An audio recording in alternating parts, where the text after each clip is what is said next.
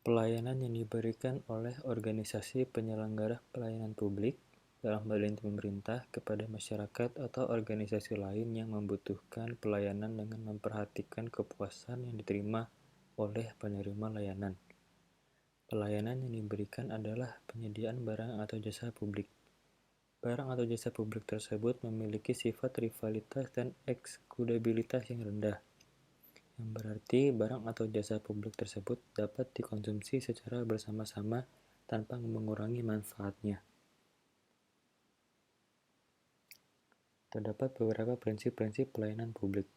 Yang pertama, partisipatif, adanya keterlibatan masyarakat dalam merencanakan, melaksanakan, dan mengevaluasi hasil layanan publik.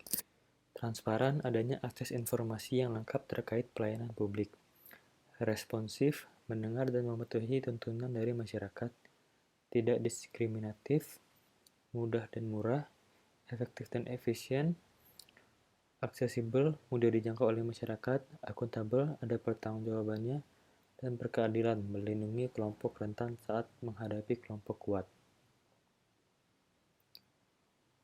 Pola pikir ASN sebagai pelayanan publik, yaitu pelayanan publik merupakan hak warga negara sebagai amanat konstitusi.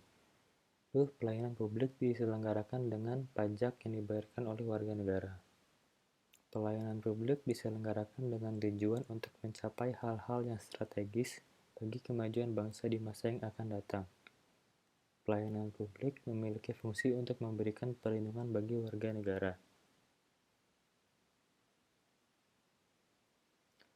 Untuk menjalankan tugas ASN sebagai profesi, ada beberapa prinsip yang harus dilakukan oleh ASN, yaitu ada nilai dasar, kode etik dan perilaku, komitmen, integritas moral dan tanggung jawab, kompetensi, kualifikasi akademik, jaminan perlindungan hukum dalam melaksanakan tugas, dan profesionalitas jabatan.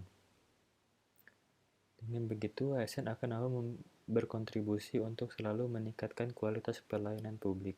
Kesadaran seluruh pegawai ASN untuk memperbaiki kualitas pelayanan publik di Indonesia berimplikasi pada perbaikan birokrasi. Namun pada kenyataannya masih terdapat kelemahan dalam birokrasi berupa birokratik inersia.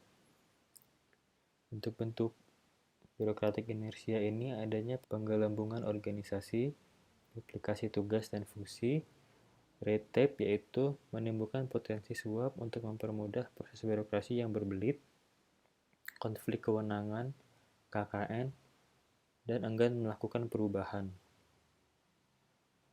Penyakit birokrasi tersebut harus diubah dan diperbaiki oleh ASN dengan merubah pola pikir, serta budaya organisasi yang buruk dengan mengutamakan terlaksananya prinsip-prinsip pelayanan publik.